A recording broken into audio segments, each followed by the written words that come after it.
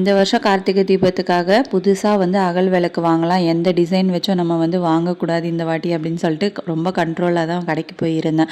ஆனால் வந்து நான் எதிர்பார்க்காத விதமாக இந்த விளக்கு ரொம்பவே அழகாக இருந்தது பார்க்குறதுக்கு. மார்கழி மாதமும் ஏற்றுறதுக்கு ரொம்ப சூப்பராக இருக்கும். அதனால் வந்து இந்த விளக்கு அப்படியே வாங்கிட்டு வந்துட்டேன். இதோட ரேட்டு பார்த்திங்கன்னா ரூ. 190 அப்படின்னு சொல்லியிருந்தாங்க. ஆனால் இதோட ப்ரைஸ் வந்து அதிகமாக நான் வாங்கினது இல்லை கம்மியாக அப்படின்றது எனக்கு தெரியல. பார்த்த உடனே ரொம்ப அழகாக இருந்தது.